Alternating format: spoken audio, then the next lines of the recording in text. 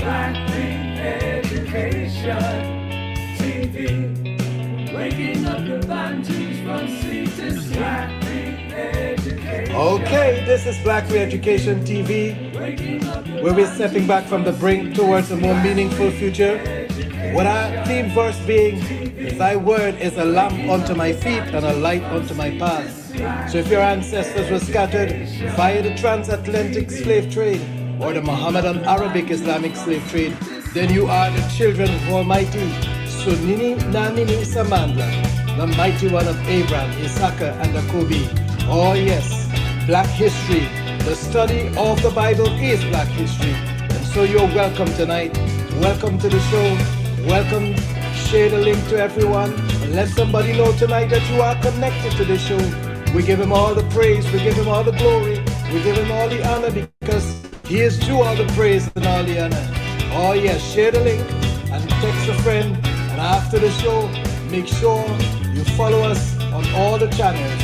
It is on Telegram Live, it is YouTube Live, Facebook Live, and the recording is uploaded on Bantu. You are welcome tonight to the show. All praises to Almighty Sunini Nanini Samanda. We give him all the praise and all the glory. Waking up the Bantus from sleep to smuggling education TV. Waking up the Bantus from sleep to smuggling education TV.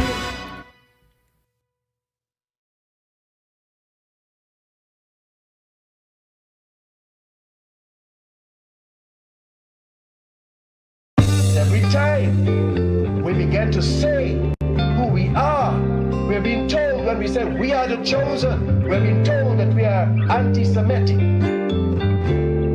to shut us down. But this time, the long time, this time, the been before time. This is what I have to say, and I think you will agree. There is someone who's been running around, claiming to be you and me. And now there's no compromising. It won't be stopped. The awakening is real. There's no compromising. And we don't care how you feel. Trust, hear, and understand. We're simply speaking true. We're exposing that fake holy land and gathering all the proof. We are not claiming to have found everything, but the Most High helps us remember. Just like He opened up our eyes and showed our New Year's in September.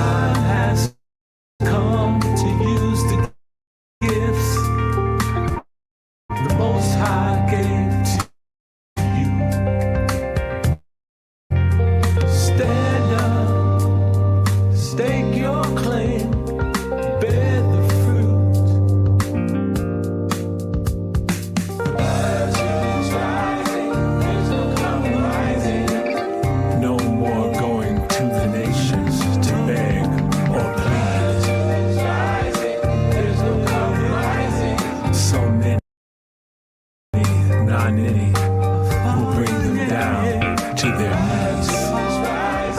There's no compromising.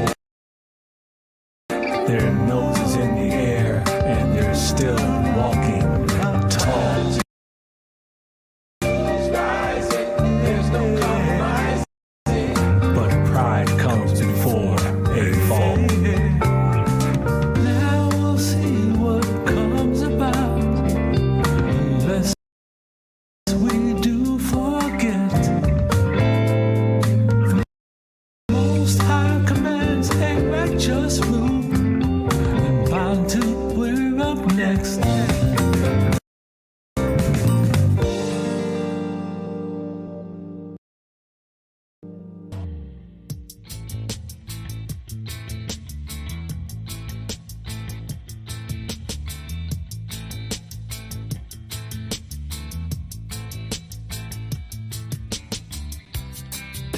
You'll be judged on doctrine you believe. Every idle word that you say. So eschew our evil, help the blind man see, and he will show you mercy. A foolish man will imagine baby. A righteous man will lift his voice and sing to the name of the Most High, King of Kings, Titan Zombie, our caller, the Holy One, the Bantu Father, the Almighty. Through the years we have tried to get along, but in these streets we're dying. Pretty soon we'll believe in Babylon. Oh, and there'll be no more crying. In just 1 hour, Babylon will fall. Don't fear, my people, keep faith in who you call Elimo, the Most High, King of Kings, Titan Zombie, Archangel, the Holy One, the Bantu Father, the Almighty. I am that I am. I am. I am. I am that I am. I am. I'm shining bright. Come to the light. Yeah, man. Leviticus 26:7-8. And you shall chase your enemies, and they shall fall before you by the sword.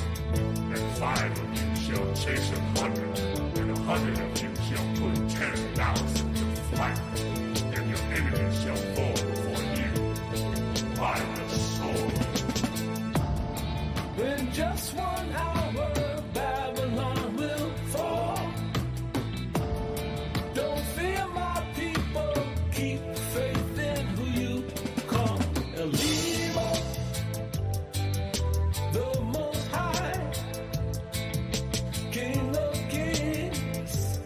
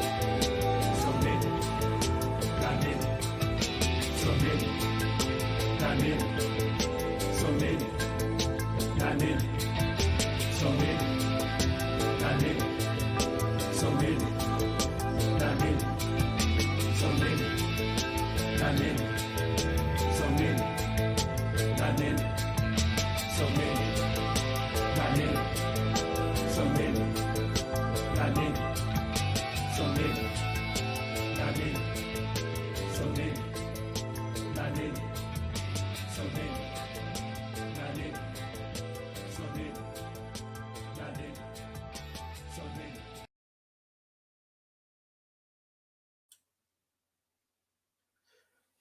Okay, greetings tonight once more in the precious name of our Father, Almighty Sunini Nanini Samandla. He is the mighty one of Abraham, Isaka, and the Kubi. We thank him for his goodness, and we thank him for his steadfast love, his mercies towards the children of Akubi. They will never cease. And it is because of the promise that he made to our father, Abraham, Isaka, and Akubi. And so tonight you're welcome to Black Education TV. Welcome to Caribbean Bantu Productions. This is a Caribbean channel. And welcome also to UKA Bantu Exodus and ThyKingdom.com and Nkosi Zona the First and Robert A. Headley, all Facebook, 3 Facebook channels. We give praise and thanks to Sunini Nanini for what he is doing in the earth tonight, today, wherever you are, whatever time it is. You are welcome as we continue the study of the words of our Father. The Pirates Who Came to the Caribbean, Part 12. And I'll tell you what happened last night. I was trying to set the show out, and I was going to write the conclusion. I wrote the conclusion twice, and it disappeared both times.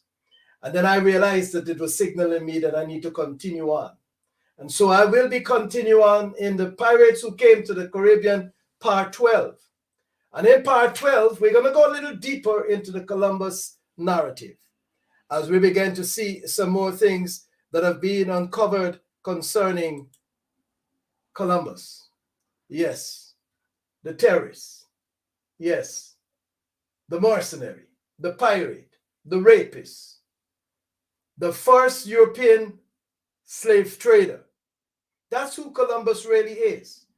He is not a hero for us. He is one that participated in the murder of our brothers and sisters who came 200 years before him into the location that he called the Caribbean. They came, the children of Africa came, and he saw them and changed their names to India, the Indians, and so that he can rape and massacre them, children, girls as little as 9 and 10-year-olds. Columbus presided over the rape of our ancestors. So he's not a hero to us. He is a very vicious terrorist, child trafficker, molester.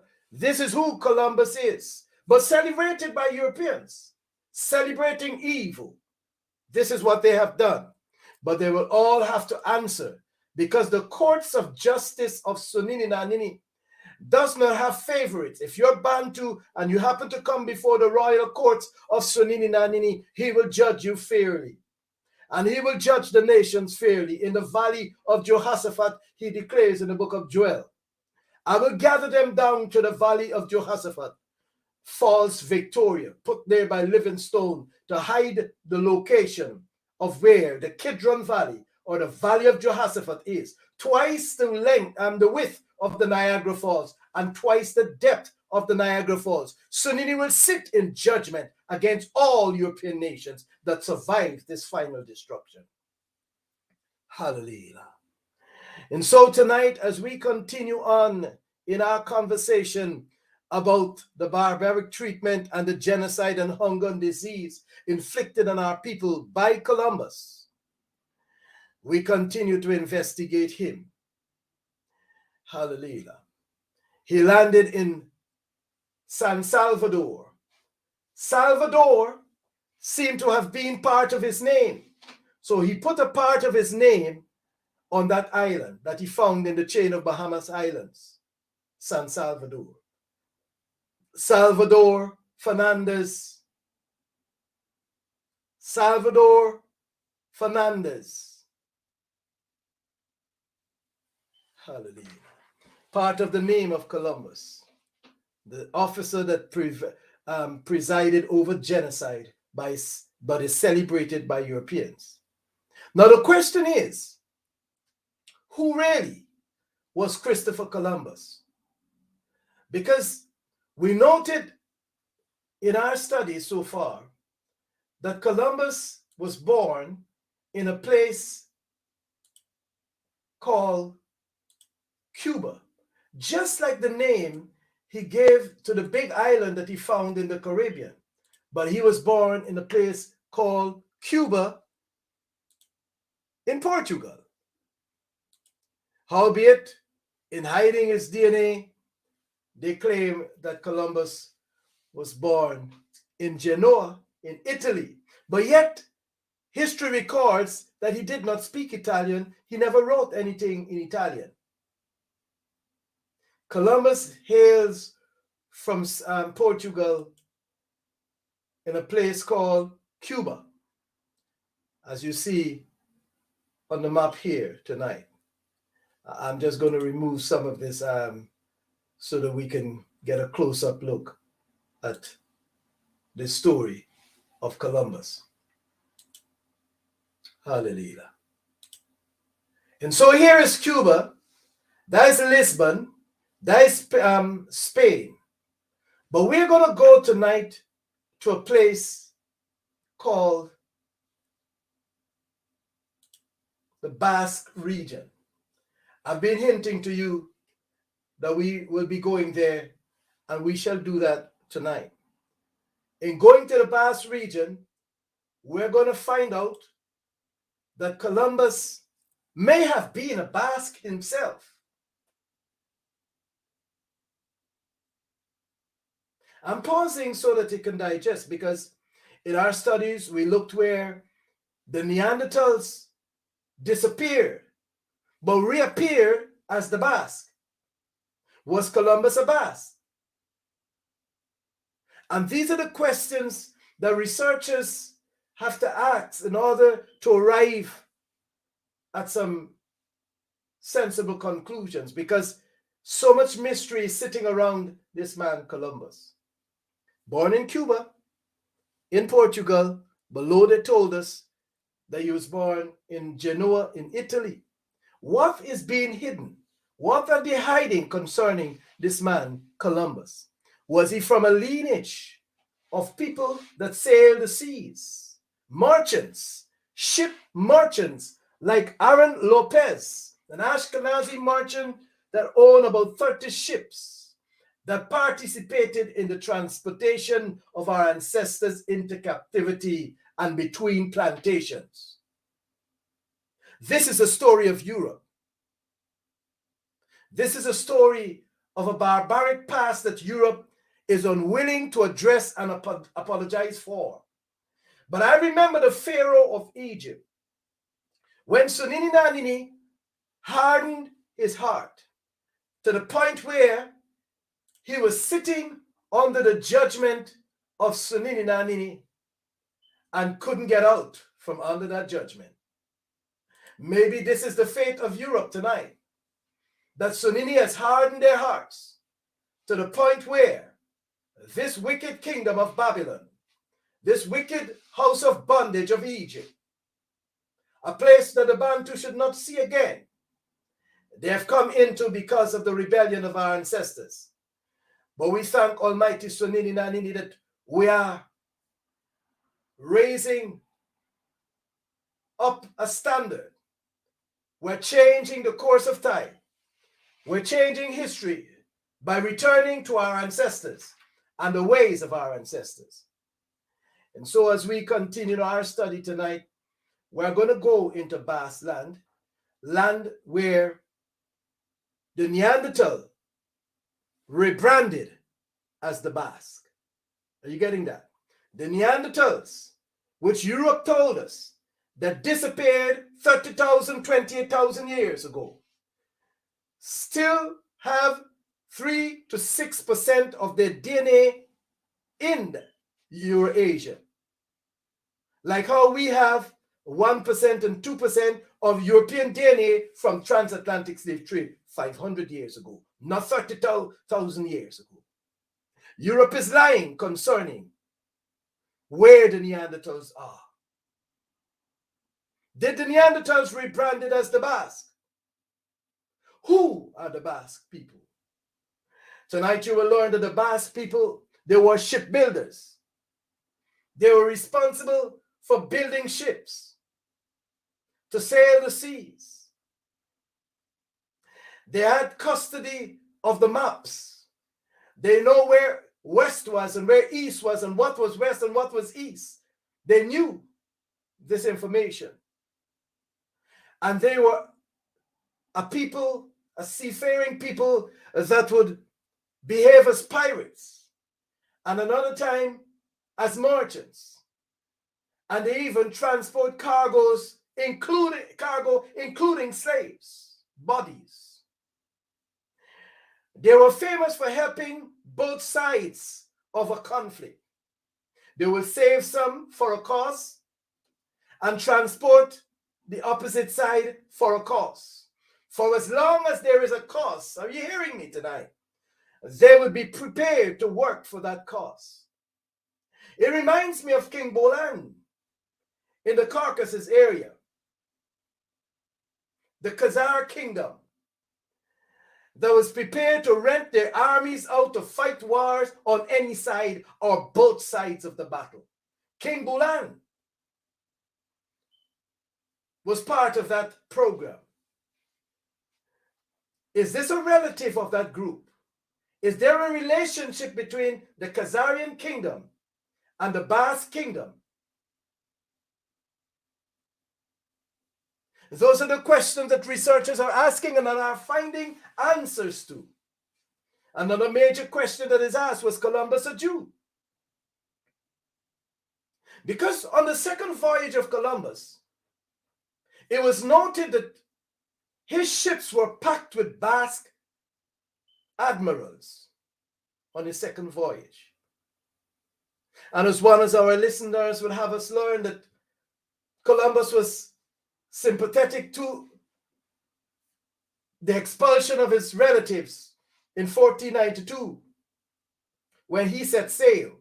The same 1492, there was the Spanish Inquisition, which required that all the Jews should leave Spain. And some of them had to, and some, if they didn't want to, had to convert to Catholicism, because Spain was Catholic. And Spain wanted the loyalty of those who were resident in her borders. And so many Jews converted. And so they were able to stay in Spain and the surrounding areas like Menorca, the island just outside of Spain, where Abraham, the owner of the Catalan Atlas of 1375 or somewhere there, lived. And Columbus had access to those maps. And what was significant in our study tonight is that on his second voyage, he had lots of admirals, and his chief or leading cartographer was from Basque country. Was Columbus himself Basque?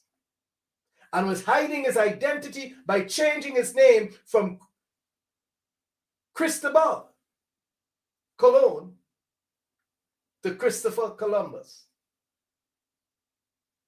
Was his name Salvador Fernandez Zaco? What was his real name? Who was he really?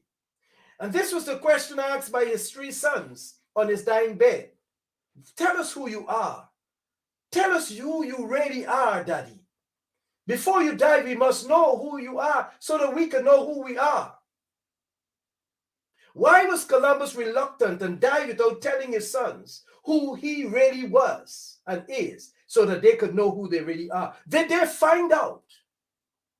And so why did the three daughters, I think it was, that made their final resting place in a synagogue that was converted to a church, to which they have made lots of donations so they can be buried in that church or synagogue converted to a church? Was Columbus a Jew? Why did he speak no Italian? Why was he speaking Hebrew?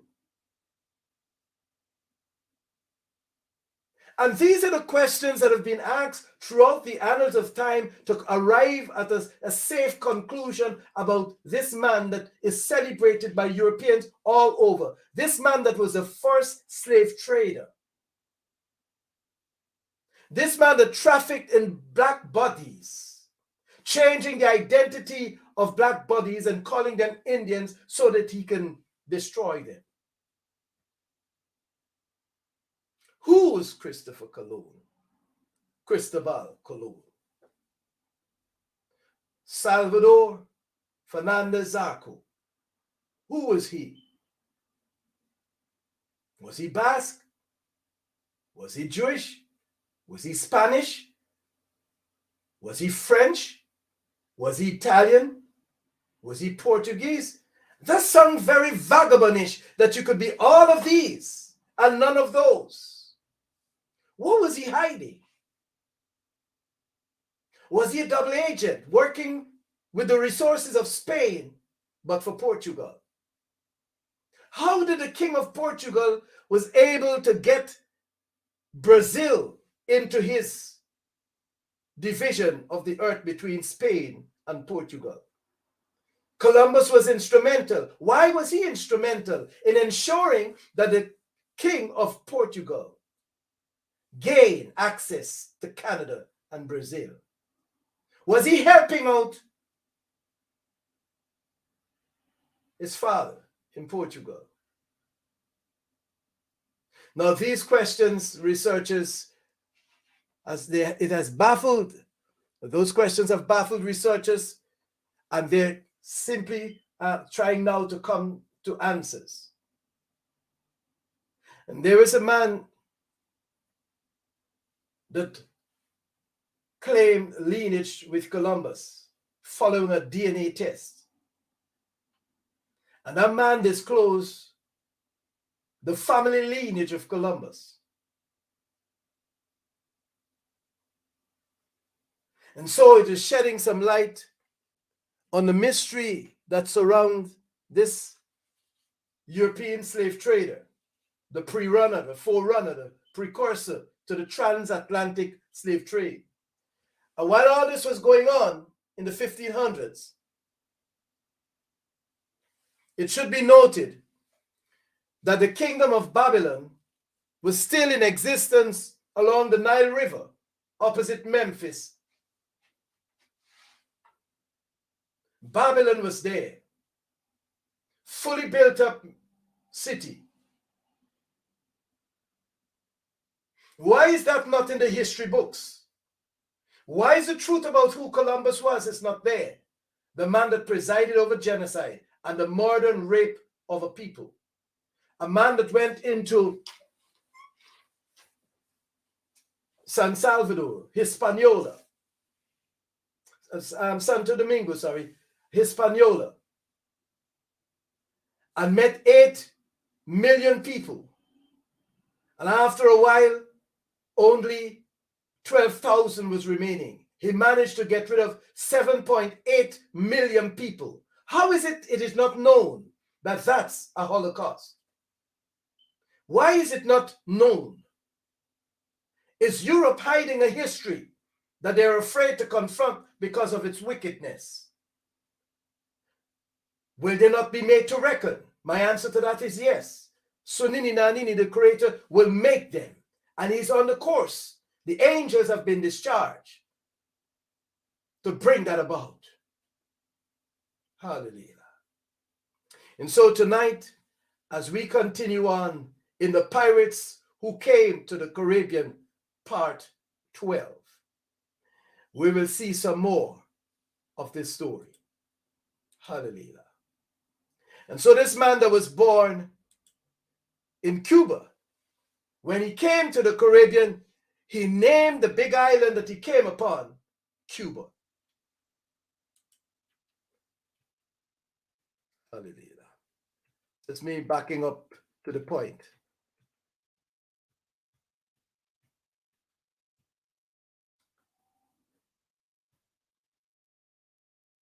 Sitting right out there in the Caribbean is Cuba. This is Hispaniola. The Dominican Republic on one side, a mixture of highly mixed and charged European DNA. And on the other side, African DNA. The people who are the Levites taken from the continent.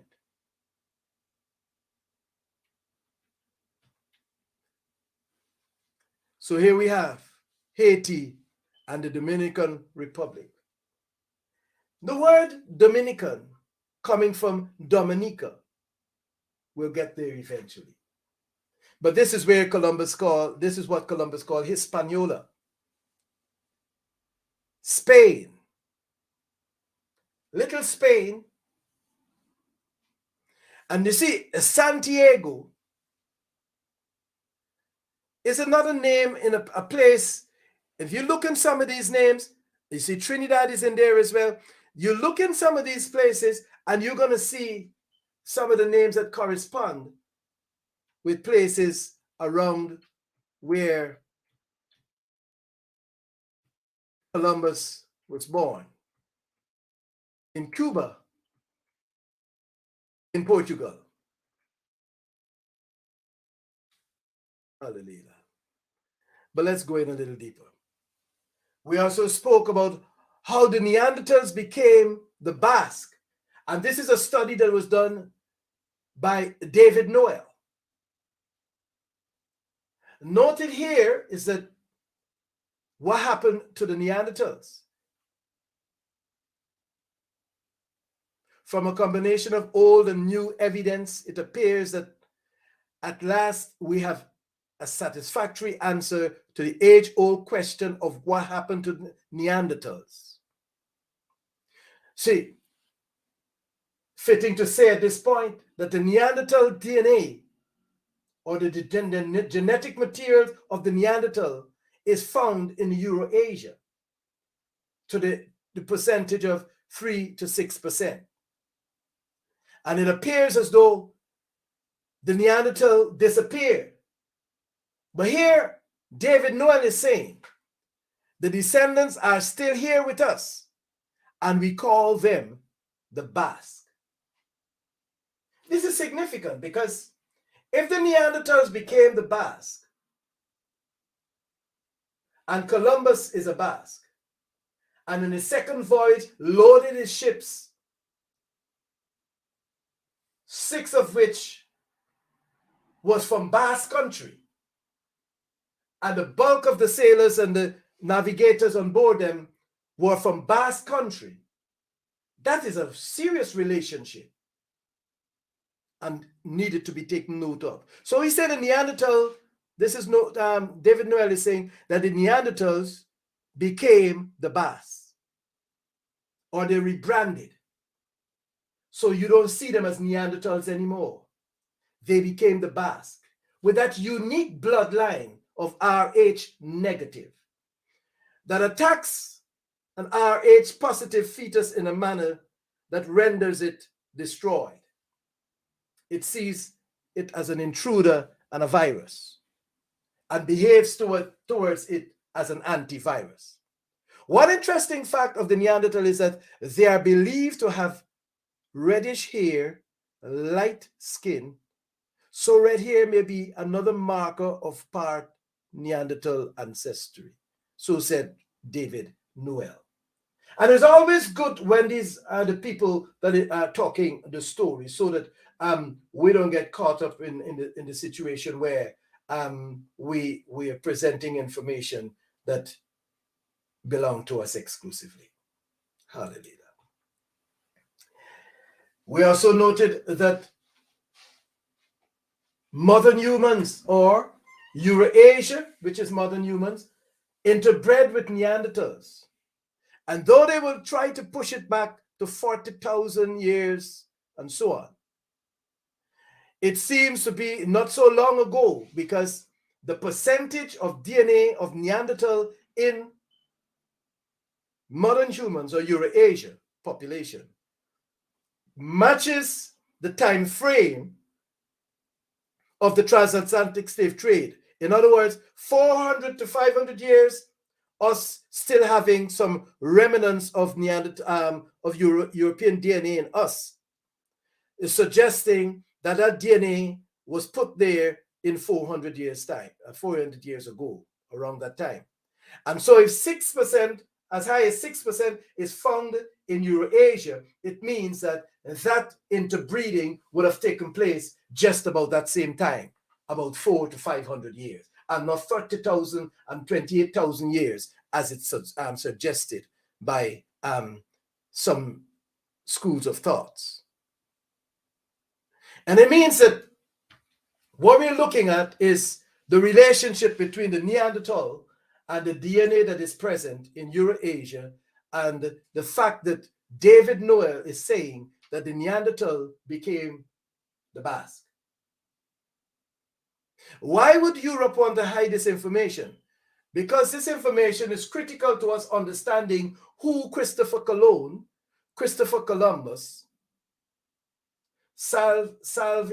Salvador Fernandez Zarco really is. And so in this book by Mark, I'm not going to even try pronouncing his name, the Basque History of the World, Korlinski.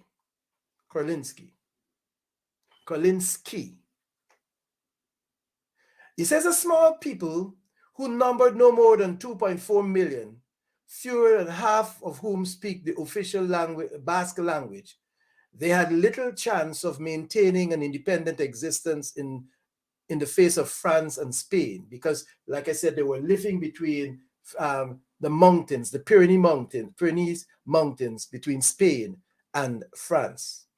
And last night I suggested that it could have been the location where the fallen angels, the 200 fallen angels, descended in the days of Jared and seeded an offspring and mated with beings that were fitting extension of their kind. We're piecing this history together. And what is amazing, European scholars, is that we had not been there, but our ancestors had passed down DNA to us, and coded in our DNA is the information that our ancestors had. And so it says here that they found it difficult to keep their independence in the face of France and Spain. The boundaries between the two countries was fixed 300 years ago on the crest of the Pyrenees mountain. Basque have always lived on both sides of the mountains. And this is some very serious information, and this information highlighted has consequences for our conversation tonight. They learned early on that a reliable source of income could come from smuggling goods over international borders. That's the first thing we want to talk about. The Basque, and see if you can connect the Basque with the people today. They learned very early that smuggling goods over an international border could gain them lots of money. And they saw an international border as nothing more than a line on a map. And so they didn't care. They cross over there, they do trade, and they sell, and they bring it. So at times the goods were human. Notice that. The Basque were trafficking in humans as part of the goods that they traffic. Humans were part of it. So look, in World War II, they smuggled thousands of resistance fighters, Jews and British, intelligent agents, over the mountains from occupied France into Spain. And after World War II, they smuggled Nazis and collaborators out of liberated France into Spain. They move on both sides of the country. They stay neutral in terms of their business. Once their business and they get paid for doing their business, they don't care where the chips fall. Let it fall wherever it wants. They are doing business. You are fighting, we move you. If you want us to move, you pay. Somebody else want to go on the other side? You pay, we move you. We don't care who you move, including humans, that is. But year in and year out, they smuggled any kind of goods on which duty was supposed to be paid. They're just concerned of making their bucks, the shekels. They just want to make their money, the dollar, the euro, whatever it is, they just want to make it. Hallelujah. It goes on to say, after half a century of turmoil and bloody civil war, brutal repression under General Franco, a long campaign of bombings and murders and kidnappings by intransigent fighters for Basque independence, the ancient land had been slipping into an era of peace and prosperity. 3 Spanish provinces and they named the provinces. And the one that I want to pick out tonight, I will highlight in a bit. But these are provinces in Basque country. I will show you the one I want to talk about tonight on the map. And so the Basques became an autonomous community. They become self-governing, just like how the Vatican is self-governing within Italy, right? Rome, they're self-governing. So Basque country is one of those autonomous countries like that. You see, country within a country. Hallelujah. And they spoke the language, they had the education system, and they went about their livelihood, and they maintained some of the culture that is important to them. So that's, but the key feature of the Basque people, like I said, one of it is that they have a unique DNA. And this information is coming out from the Smithsonian magazine. So the Smithsonian, they seem to have a unique responsibility of collecting very controversial history and findings and keeping it in their possessions for whatever purpose, only heaven knows. And so this RH negative factor is a key part of their uniqueness. Who exactly was Christopher Columbus? Was Columbus secretly a Jew? It's a question. And this question was put out in an op-ed in the CNN News. And it's carried on May 24th, 2012. And the question was Columbus a Jew? Or was Columbus Basque? These are the questions that people have been asking. And because it seemed to be so much mystery around him. Hallelujah. Columbus, who was known in Spain as Cristobal Colon, and didn't speak Italian, signed his last will and testament on May the 19th, 1506. Now, in 1506, like I said, Babylon was still a thriving metropolitan a city in the Nile Valley, on the Nile River in Africa. And in West Africa, the kingdom, the empire of Mali, was still in operation. Because Mali ruled from 800 AD to 1550 AD. And so we're finding a history that is saying to us that things were happening simultaneously here. And so we need to put the things together. Babylon was still in Africa all this time. When did Babylon move to Iraq? Who moved Babylon to Iraq will then be the questions. Now let's continue with Columbus. It says he signed his last will and testament on the 19th of May, significant month in the year. It was May 1948 that apartheid state was created in South Africa. And it was the same year. Notice the similarity again. Things that happening in the same year the land of Israel was formed.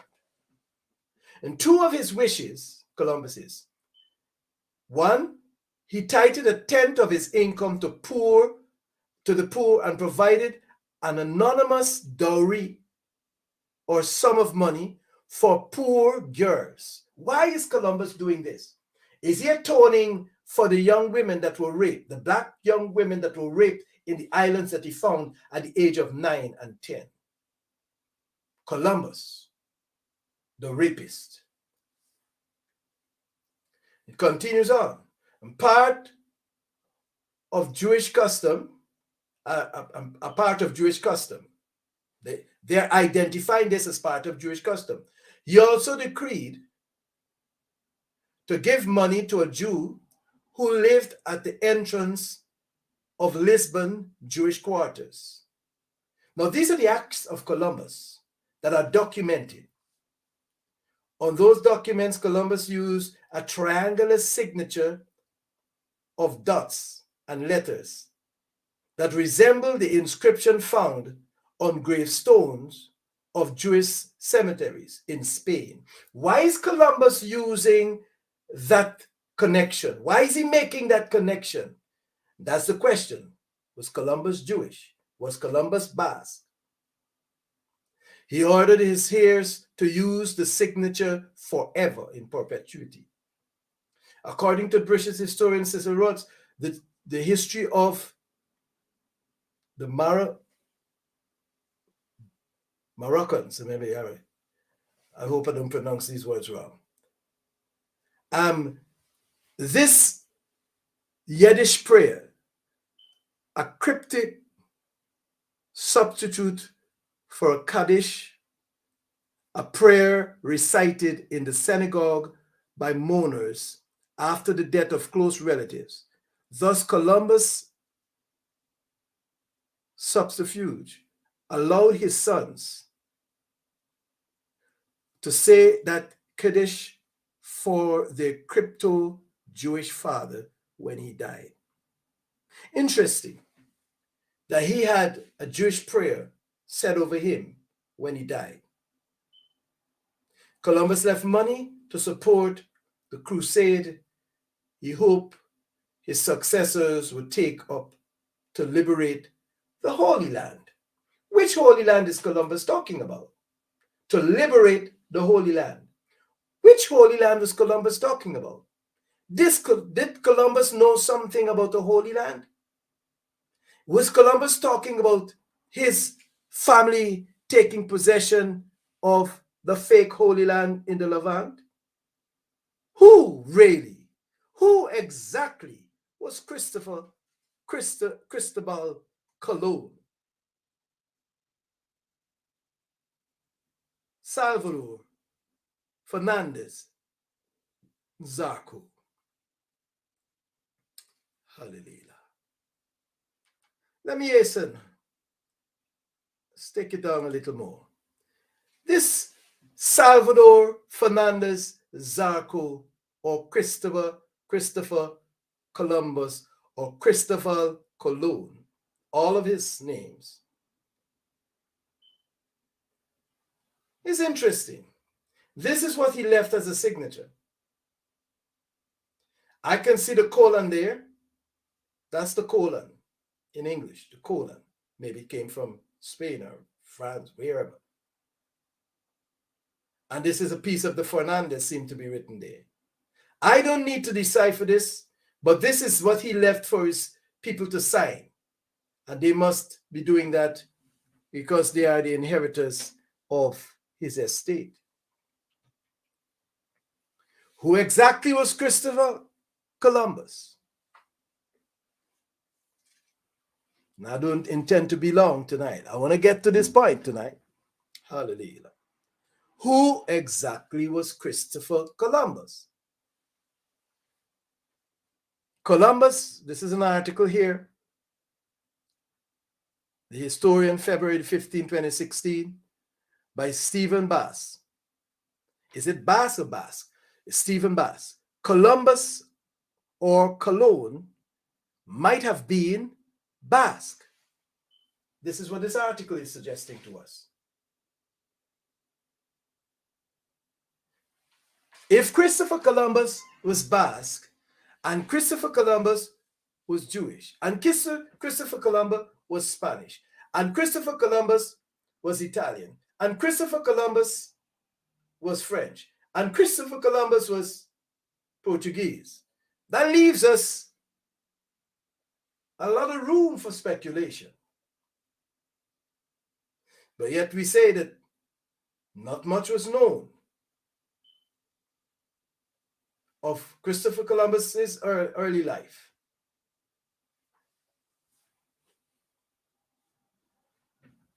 And his parents. I like the article sent in by one of my listeners that says here, Salvador Fernandez Zarco, or Christopher, or Cristobal Colon. Information found, aka Christopher Colon, changed his name from Salvador Fernandez Zarco. And the father was born in Cuba, Portugal. Mother, Isabella Zarco. So there is information out there, but the information is fragmented and placed all over so that you can make the connection. Christopher Columbus' voyage was motivated by a desire to find safe haven for over 800,000 Jews subjected to the expulsion from Spain during the Inquisition. And we know that happened in 1492. We're connecting the dots. And this is somebody else, another member following, saying, yes, my friend, the Dutch king and family were in my country, the island of St. Martin, a few weeks ago, and he also told the people that he will not apologize for the crimes that were done in the past. What is making these nations or this group of people dig in their heels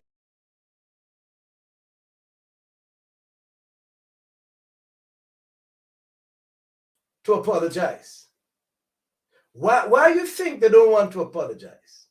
Are they afraid of reparations? They can. They have enough money to pay reparations if they can a lot from the continent already. Is it that they have a plan to do it again? Who knows the program?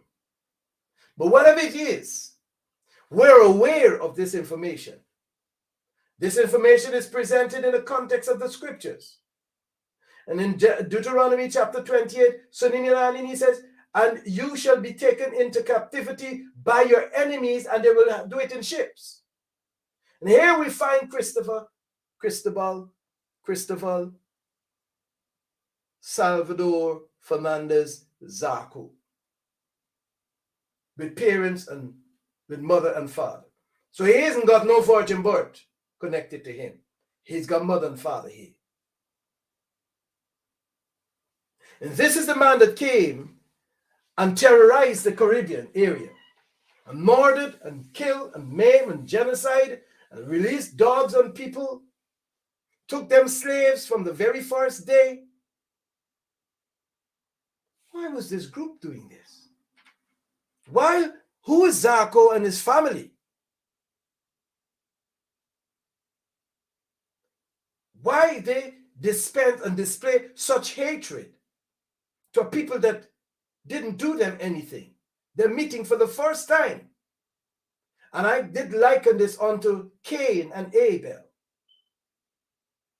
They did have a conversation, but Abel never knew that the next day he was going to be dead, that Cain was going to murder him. Where did Cain learn murder? Where did Columbus learn that he must enslave black and brown people wherever he found them? Why is the Dutch king visiting St. Martin's and saying very clearly that they will never apologize for the crimes that they have committed in the past?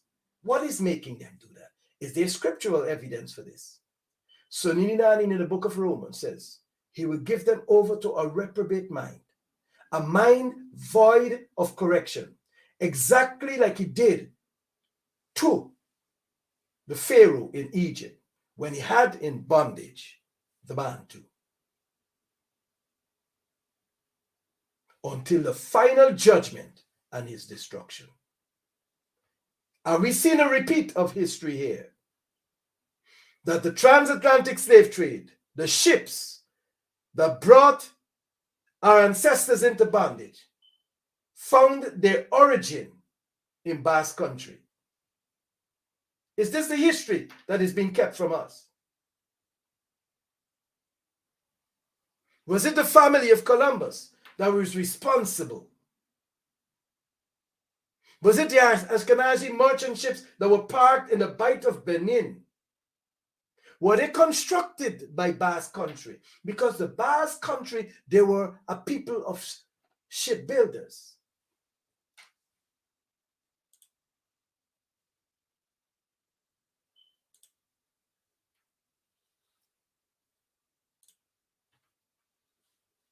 Hallelujah. Let me go back up a little.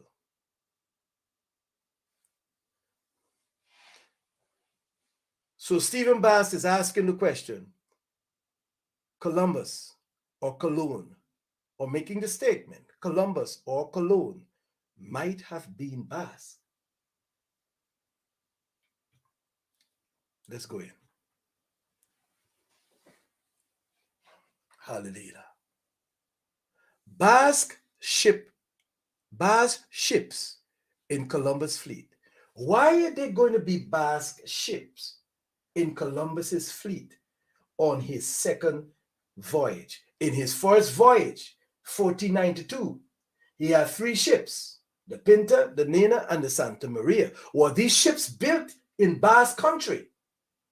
We know they were built in Spain, but was it the part of Spain that belonged to Basque? Hallelujah. Basque ships in Columbus's fleet, September the 25th, 1493, voyage number 2, 16 ships, some records got 17. And in these ships, on the second voyage, we noted that the ships outfits one of the ships, 6 Basque ships in total, in the total of the 16 ships. He had 6 Basque ships among his fleet of 16 ships. They sailed in January with many Basque crewmen, and they began to list them. Marigalante, I remember the ship in my history studies. And so, why is Columbus having Basque ships in his fleet? And why is his chief cartographer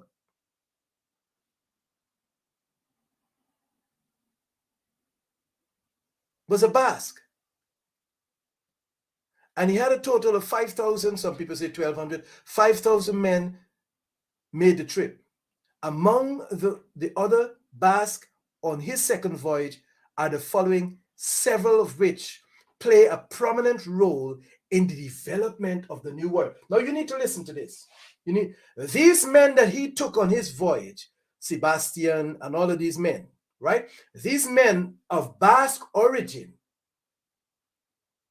of Neanderthal origin,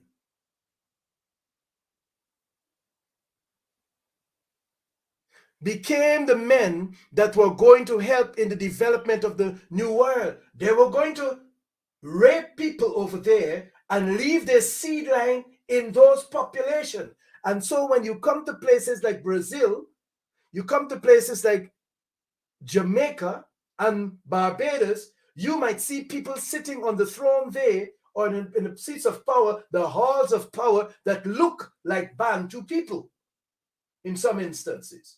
But they are not. They could be the product of these seed.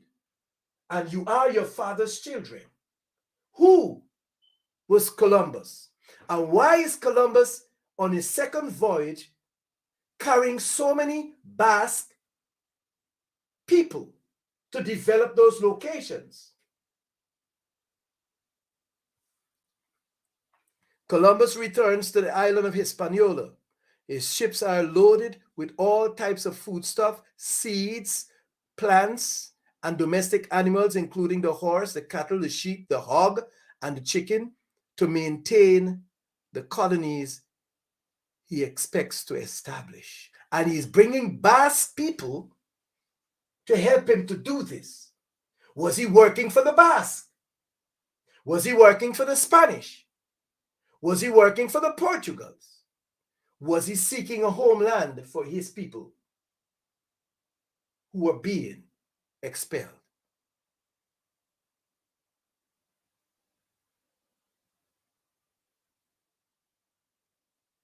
You see, it's interesting that when you plant a seed in the ground, it will stay there, and for as long as you keep watering that seed, like humans, it will reproduce. And the seeds, if you don't pick up the fruits, they will drop, they will rotten, they will grow right there. Did these Basque men that went there to settle, did they leave offspring? Did they sow seed in that ground? And did the seed remain until today? We look in Jamaica, look at the history of Jamaica. Who were the prime ministers of Jamaica? Were they having any relationship? Is there any connection with them and Europeans? Those are the questions that we must now ask. Because the story is being unfolded. I'll take you in a little deeper.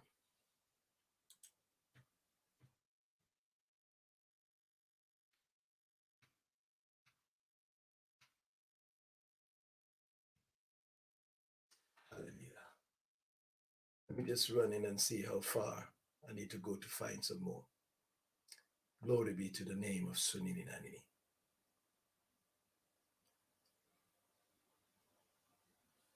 We give you praise. We give you glory.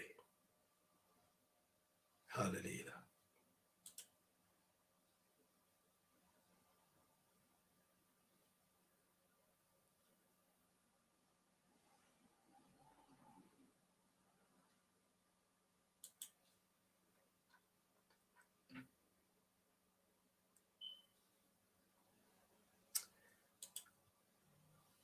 We thank you for your goodness, Most High, Sunini Nanini.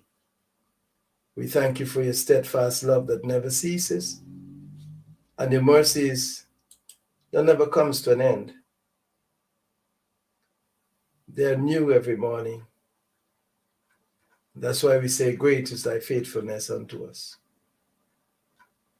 There is none like you in all the universe. As we continue to unfold this story, I want us to connect the dots tonight. Hallelujah.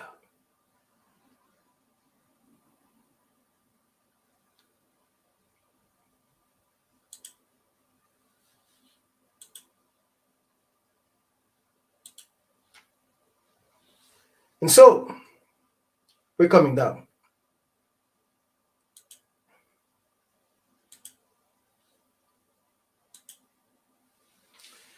The country to which I refer, in this area known as Basque country, this is a part of Spain that the Basque people originated from.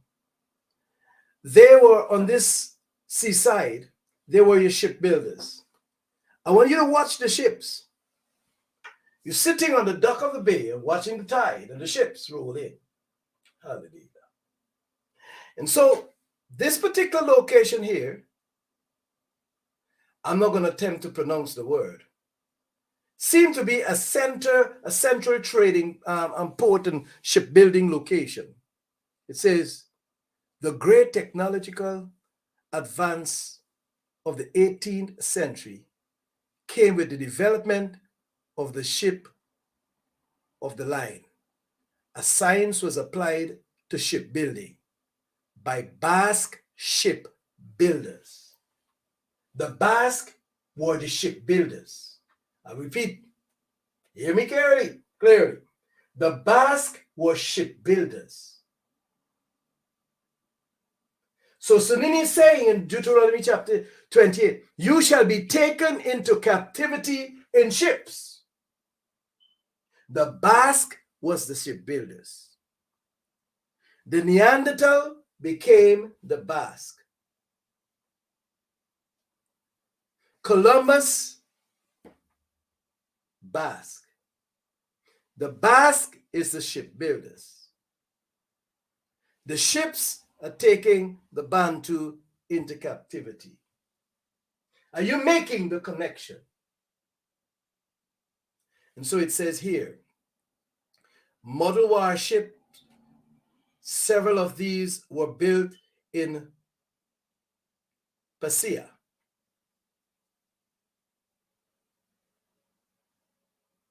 I'm hoping I'm pronouncing that word wrongly. And following the instructions from the land of the Basque people between 1713 and 1716. So they were building these ships. Look at these ships very closely. The Basque shipbuilders were the leaders in this craft. They were the ones building the ship. And so they know, if you notice these, this is how Columbus's ships used to look like. Carrying the flag of Spain. But these were the ships built. And you see the evolution of these ships over time. See them. Basque country. They were the builders of the ships. That's why Aaron Lopez, he owned more than 30 of the ships that participated in the moving of the human cargo. And when you connect the dots, hallelujah.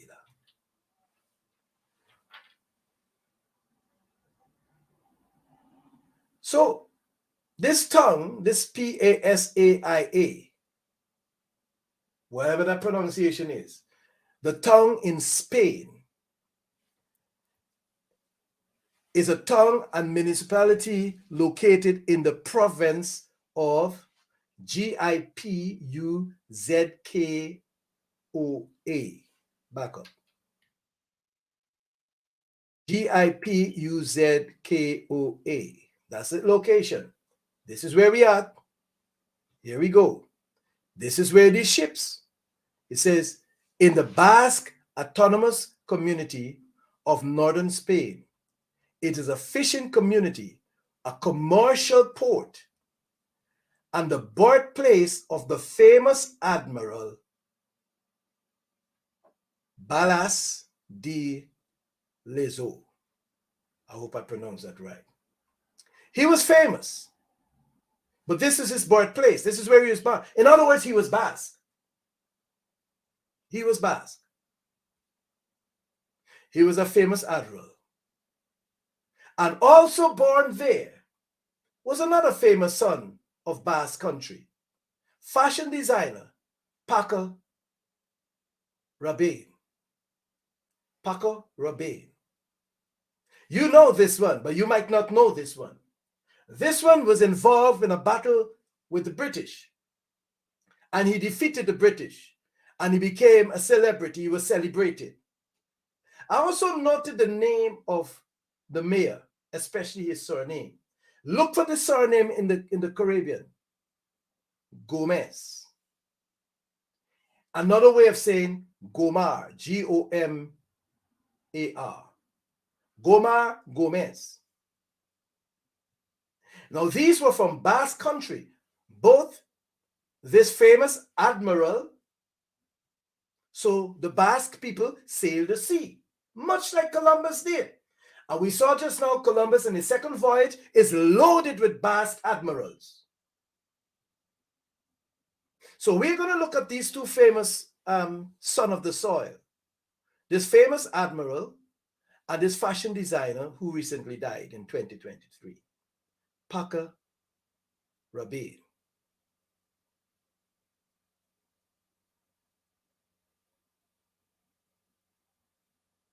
Hallelujah.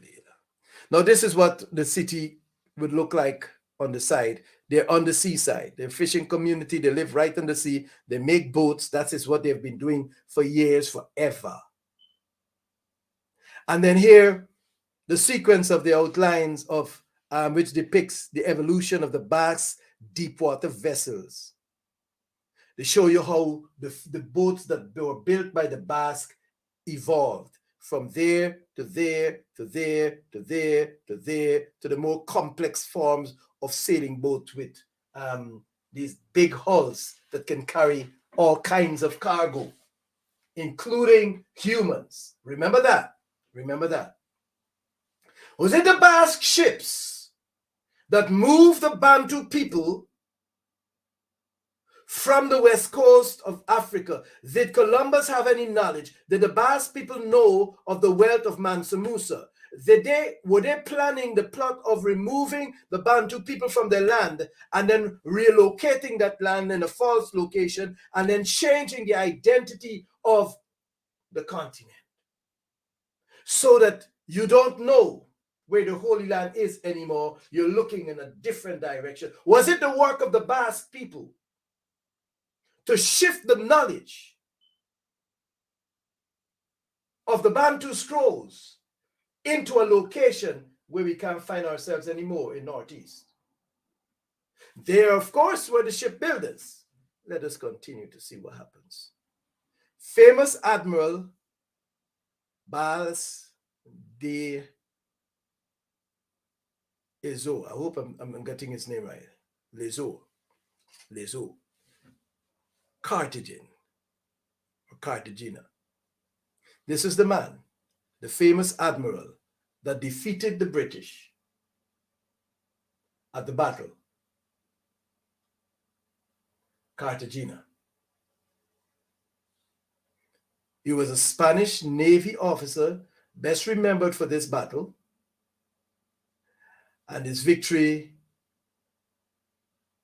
where Spain, the imperial force, where Spanish imperial forces under his command decisively defeated a large British invasion fleet under this Admiral Edward Vernon. Don't know the relationship between the two of them, but we can explore that another time. He was born on the 3rd of February, 1689, in that same space that we talked about just now, in Spain, Basque Country. And he died in 7th of September, 1741. And he was buried there in his hometown, Carthagena. And note this name, Colombia. Colombia. Very interesting name. Columbia Pictures. Same family who own Columbia Pictures is the same family rotating all the time.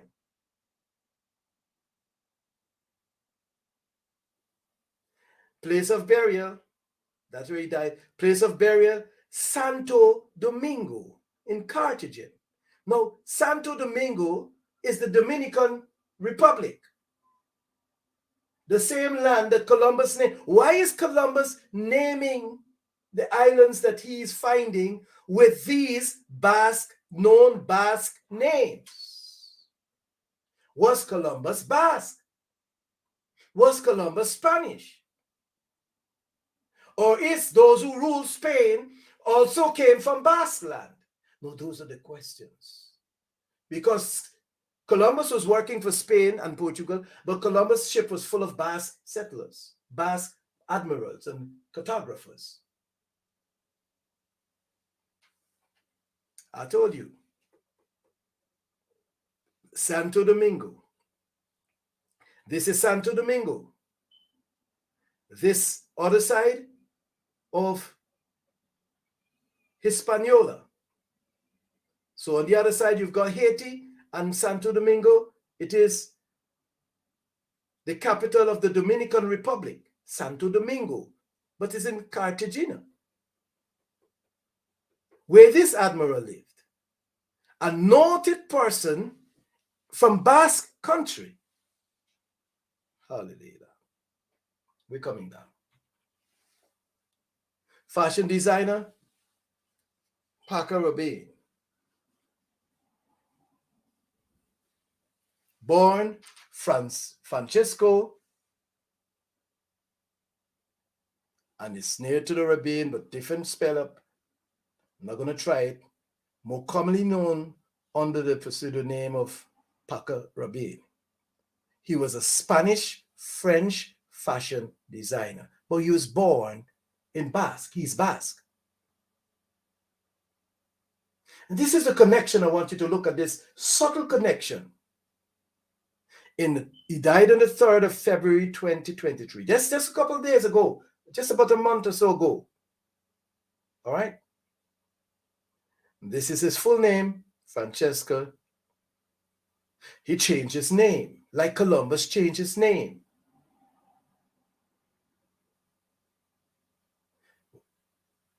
At the Inquisition, many of the Jews changed their names. Change your name, change your identity. Okay. He was French and Spanish because he was living between France, and Spain in Basque country.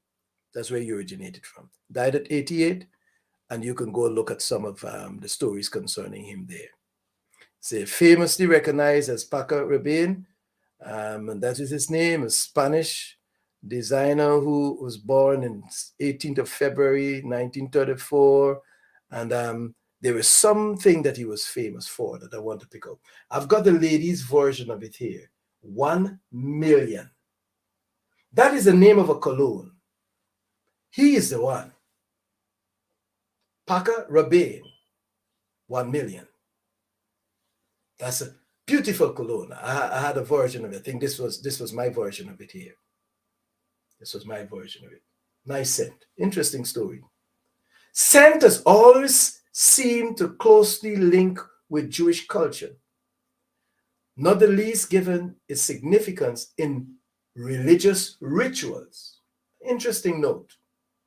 Scent has always seemed to closely link with Jewish culture, not least given its significance in the religious rituals. Scent, beautiful scent and fragrances. Paco Rabanne from Basque country,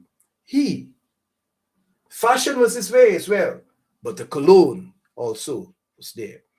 I choose the cologne because an interesting love story is told about Lauren Cabran,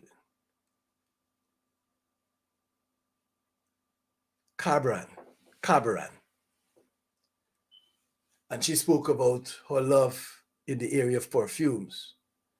So it became a part of her life by coincidence. When Judaism did, both my parents, she said, are Jewish, but I wasn't raised in the faith, she explained. I was on a trip to Israel, organized for young Jewish professionals, where I really reconnected with my Jewish heritage and the sense of the spices, the sense of the spice market and the salty sea near Tel Aviv was a big part of that.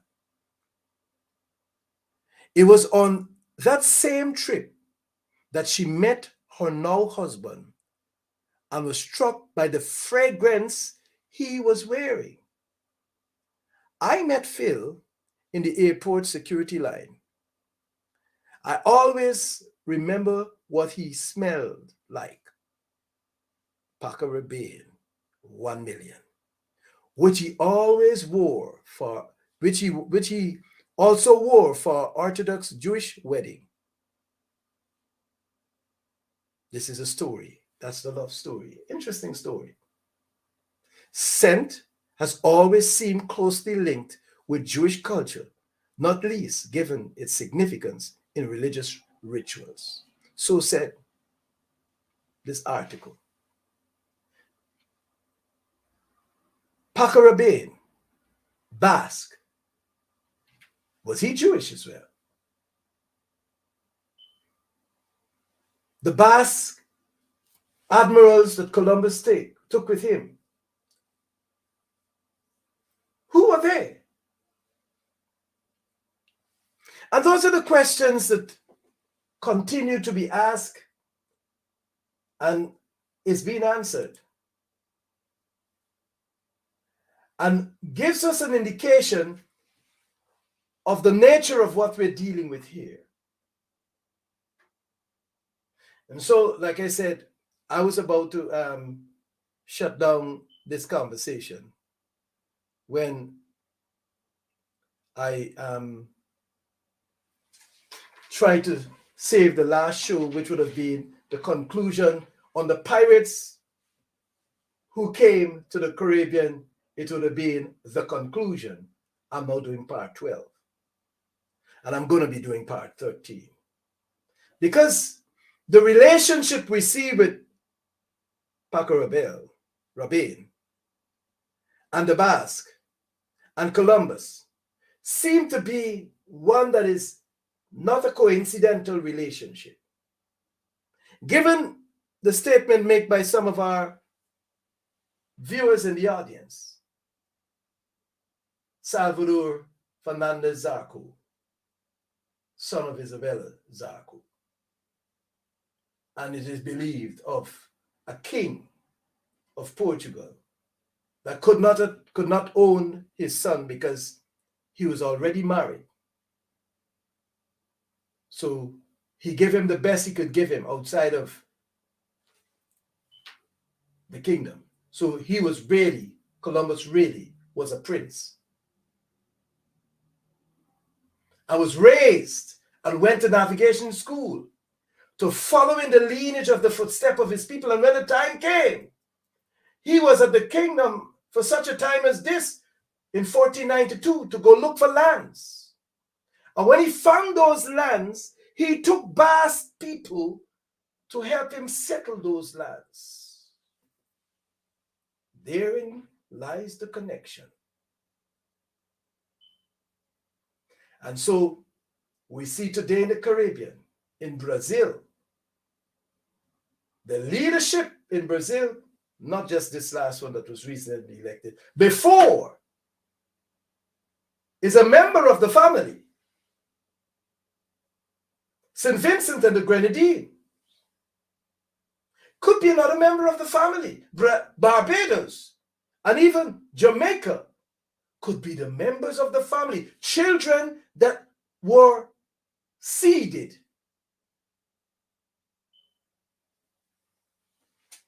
And you need to go watch my video that I re-uploaded concerning lost tribes of Israel are not Bantu tribes. This is children of Israel who their ancestors would have seeded but couldn't take them because they have black seed, but they're fathered by the Hebrew Israelites. So when they talk about lost tribes of Israel, they're not talking about Bantu tribes. They're talking about the children that they have made and seeded out there. Those are the rulers in the Caribbeans today. Check your president. Check your prime ministers. Especially if you find that they're not working in your interest. They seem to be serving another interest. They're serving Msindisi teachers. He said, I do what I see with my father. And you do what you see with your fathers. They're doing the work of their fathers. Well, you think because they look like you, it's your, you think it's you.